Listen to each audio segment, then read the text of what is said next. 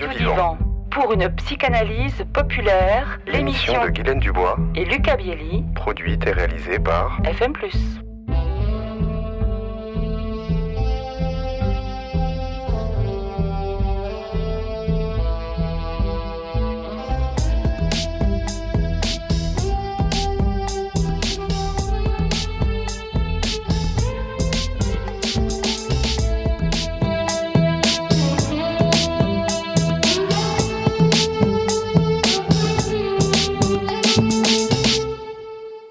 Bonjour Lucas Bielli. Bonjour Guylaine Dubois. Alors, nous abordons aujourd'hui le thème du destin, qui n'est pas proprement parlé un thème de psychanalyse, mais quand même. Effectivement, oui. Le destin est perçu comme une force dictant ses lois et imposant les événements aux hommes indépendamment de leur volonté. Il n'y a pas d'équivalent en ce que l'homme souhaite le plus connaître, son propre destin, mais également celui de ceux pour qui il éprouve de l'appétence ou de l'aversion. Déjà, dans la première civilisation connue, la civilisation sumérienne, et son épopée du roi Gilgamesh, où le destin du roi est d'être mortel et non immortel. Il faut savoir que ce mythe du roi Gilgamesh est resté dans toutes les pensées comme une référence quant au devenir de l'homme grâce à la transmission orale, entre autres, pendant 2000 ans. Les Babyloniens ensuite apportèrent l'astronomie, et les premiers liens avec l'astrologie, suivis par la civilisation égyptienne, traversant les époques et encore active comme science du destin de nos jours. Il existe bien des manières, selon les cultures, de pratiquer la divination. Certaines plus philosophiques et mathématiques, comme le Yi-King chinois, d'autres plus viscérales, comme lire l'avenir dans des os de poulet. Chacun connaît, j'en suis sûr, bien des manières pratiquées encore de nos jours à travers le globe. De même, chez les Grecs, la question du destin est au cœur des tragédies. Antigone, Oedipe, Achille, la personnalité et ses caractéristiques indiquent une pulsion de destin, souvent tragique. Chez Platon notamment, il existe une part de responsabilité de l'homme quant à son destin. La psychanalyse n'est pas en reste quant à la question du destin, bien au contraire. Bien que l'on ne peut parler de concept à part entière, le destin est un terme utilisé comme ligne directrice pour le devenir des pulsions. Le destin de la pulsion est la décharge. Pour Freud, le destin est aussi question d'hérédité.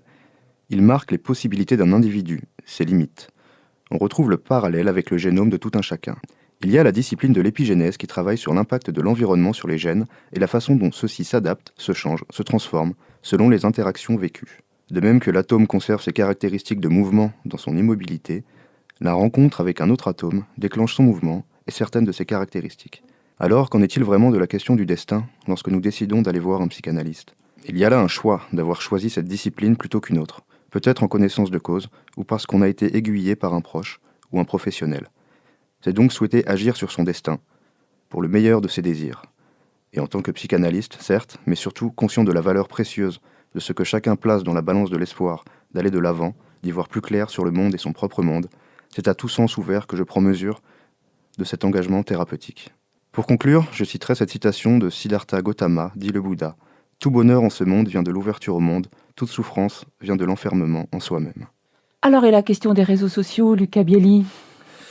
Alors, Guylaine Dubois, il y a deux principales catégories. La première, c'est tout simplement l'utilisation abondante du mot destin dans le titre de séries, de films et de musique. La deuxième, c'est l'histoire d'hommes et de femmes célèbres dont le parcours de vie est raconté. Ce qui est qualifié par le mot destin n'est en réalité que l'histoire passée d'individus ayant eu un impact sur la vie de la cité, que ce soit dans le domaine culturel, militaire, scientifique, politique, etc. Le destin fait rêver, le destin fait peur, le destin nous attire dans nos envies à travers les mystères de notre existence. Merci Lucas Bielli pour cet exposé sur la question du destin. Alors, en ce qui me concerne, quand j'entends destin, j'entends à contrario choix. Comme si s'il y avait un destin, il n'y aurait pas de choix. Et alors, ce qu'on peut dire, c'est que le choix, finalement, découle de la volonté. Le choix, c'est de l'ordre du conscient. Mais en psychanalyse, le conscient, ça ne nous intéresse pas beaucoup. Nous, ce qui nous intéresse, c'est l'inconscient. Et ça, c'est une première chose. Ensuite, lorsque Freud parle de choix, il parle surtout de choix de la névrose. Mais peut-être attention à cette expression, parce que c'est pas comme si chacun d'entre nous choisissions notre névrose. Non, d'ailleurs, c'est une expression qu'il a ensuite laissée dans ses écrits postérieurs. C'est plutôt que l'individu choisirait celle qui s'accorderait le mieux à son ensemble de prédispositions intrapsychiques ou encore organiques. Alors, il y aurait par exemple des notions comme l'hérédité, la constitution physique, la généalogie qui seraient à prendre en compte. Mais, dit-il, ces notions-là ne rentrent pas dans le champ d'investigation de la psychanalyse. Donc, voilà. Choix, finalement, c'est pas vraiment une question de choix que nous avons lorsque nous parlons de l'inconscient. Toutefois, par rapport à cette position, le psychanalyste suisse Léopold Zondy, qui est décédé en 1986, s'est intéressé à son tour à ces théories du choix et a inventé le terme d'analyse du destin, l'analyse des généalogies fondées sur l'inconscient, sans tomber dans une typologie psychanalytique.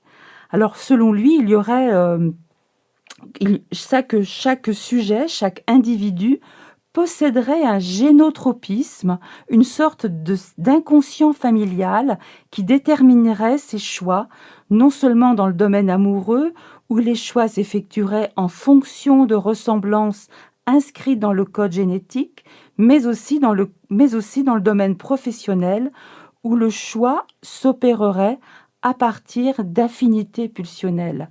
Voilà. Donc ça m'a beaucoup intéressé, Lucas, vous parliez de cette question du destin, qui finalement a été une question, qui encercle la psychanalyse.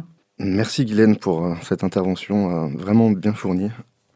Je tiens à dire que le destin est aussi une notion, comme vous le dites, de choix, mais il y a aussi une notion de sacrifice inconscient. Il y a des choses un choix qui ne nous correspond pas inconsciemment, qui peut nous faire honte via le surmoi. Donc le destin aussi peut être rébarbatif, peut revenir encore et encore, comme dans les compulsions de répétition. Dans ce cas-là, on peut être prisonnier quelque part de son destin. Et c'est tout là ce que Freud sous-entendait en disant devenir le propre cavalier de sa névrose, une fois que l'on en a pris conscience, c'est de pouvoir toujours, évidemment, sur le même circuit, mieux courir avec donc son cheval, sa névrose, et se sentir donc plus libre quelque part, même si on ne peut pas échapper, évidemment, à tout ce qui nous a constitués, que ce soit en domaine psychique, comme vous en parliez avec le psychanalyste suisse. Tout à fait, oui, merci. Ouais. Finalement, Lucas, vous êtes en train de nous dire que nous devenons maîtres de notre destin, comme le disait Nelson Mandela, en faisant une analyse. Tout à fait, oui, maître de ses possibilités, surtout, et conscient de nos entraves et de nos possibilités. Donc. Merci Lucas. Merci Guylaine. À très bientôt. À très bientôt, au revoir. Au revoir. C'était Lucas Bielli et Guylaine Dubois pour Radio Divan, une émission produite et réalisée par FM+. Sur une musique originale de William Balfour, à retrouver sur radiofmplus.org, sur YouTube et Deezer.